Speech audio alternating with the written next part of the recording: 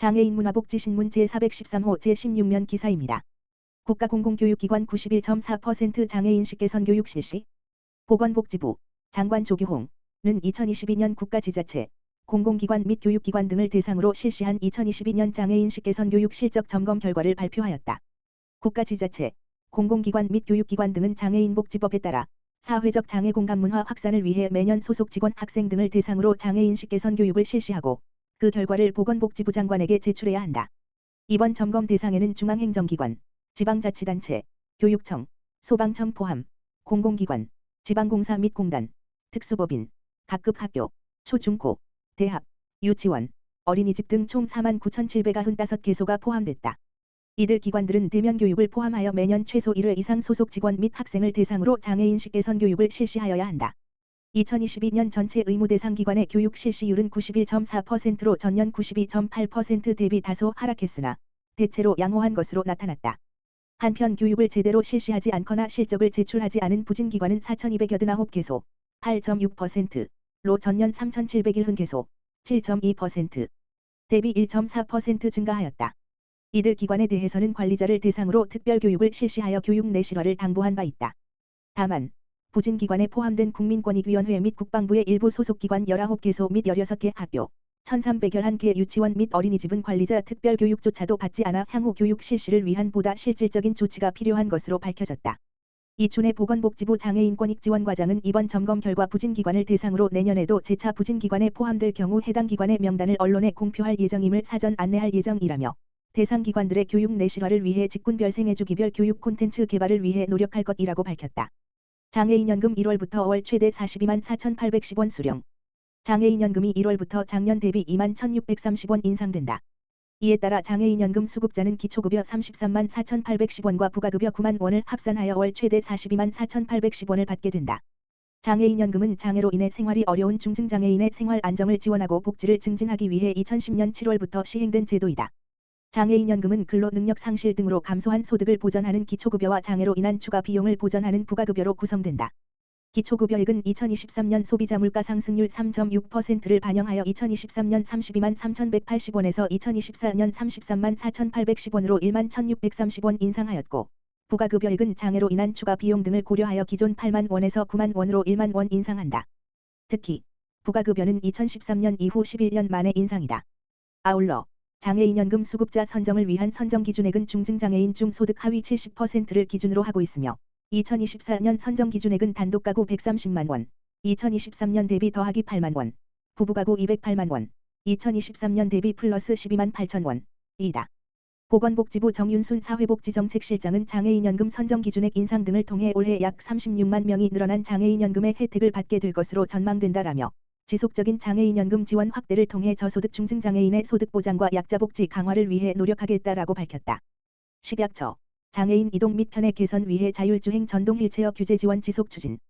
식품의약품안전처 처장 오유경은 스스로 일상생활이 어려운 고령자, 장애인 등의 생활과 이동 편의를 높이기 위해 인공지능, AI, 로봇 등 최신 기술이 접목된 자율주행 전동 휠체어 등 첨단 기술 적용 의료기기가 시장에 신속히 진입할 수 있도록 선제적인 성능평가 체계 구축 등을 지속 추진한다고 밝혔다.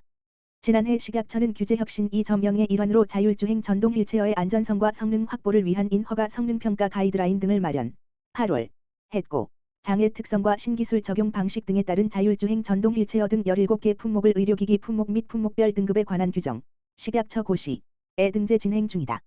이어서 올해에도 식약처는 산학연관으로 구성된 협의체를 운영하여 성능평가 체계를 선제적으로 구축하고 국내외 규격에 따른 다양한 제품별 성능평가 방법과 기준을 마련해 배포할 예정이다.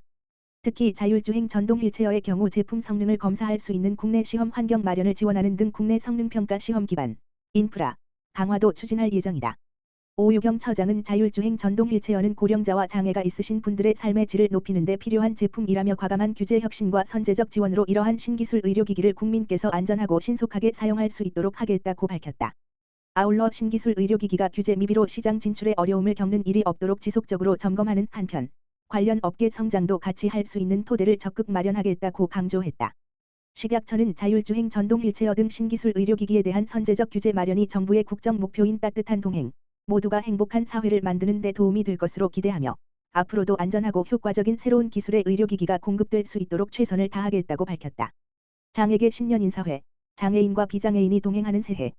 보건복지부 이기일체 한 차관은 1월 9일 오전 11시 여의도 이룸센터에서 열린 2024년 장애계 신년인사회에 참석하여 한국장애인단체 총연맹 등 장애인단체장 및 임직원, 장애계 전문가들과 새해 인사를 나눴다.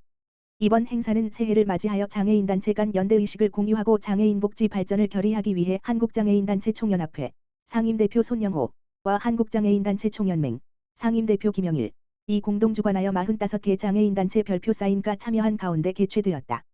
별표 사인 한국시각장애인연합회, 한국지체장애인협회, 한국농아인협회, 장애우권익문제연구소, 한국장애인부모회, 한국자폐인사랑협회 등. 2024년 주요 장애인 정책 추진 과제는 최중증 발달장애인 1맞춤형 돌봄 서비스 실시 등 발달장애인 지원을 강화하고 장애인의 건강권을 실질적으로 보장하기 위한 제1차 장애인 건강보건관리 종합계획을 수립할 계획이다. 또한 장애인 개인예산제 시범사업을 실시하고 민관협의체 등을 통해 사회적 공감대를 형성할 예정이다. 별표 사인 세부 사항은 부침 2024년 장애인 정책 주요 추진 과제 참조. 이기일 제1 차관은 신년 인사말을 통하여 올해 정부는 무거운 책임감과 막중한 사명감을 가지고 장애인이 실질적으로 체감할 수 있는 약자복지 2.0을 추진하고자 한다라고 전하며 갑진년, 새해는 정부와 장애인 단체, 당사자가 더욱 협력하여 장애인과 비장애인이 동행하여 모두가 행복한 사회로 나아가는 한 해가 되기를 바란다고 밝혔다. 방통위 2024년 시각청각장애인용 맞춤형 TV 32,000대 보급 예정. 방송통신위원회 위원장 직무대행 이상인 이하 방통위는 2024년에는 시각청각장애인용 맞춤형 TV를 올해보다 12,000대 더 많은 32,000대를 보급하고 장애인 방송 콘텐츠 제작 지원을 확대하는 등 소외계층의 미디어 접근권 향상을 위해 지속적으로 노력해 나갈 예정이다. 방통위는 23년 소외계층의 미디어 복지를 강화하기 위해 시각청각장애인용 맞춤형 TV를 25,080대 보급하고 비실시간, BOD, 장애인 방송 등에 대한 제작 지원을 하였다.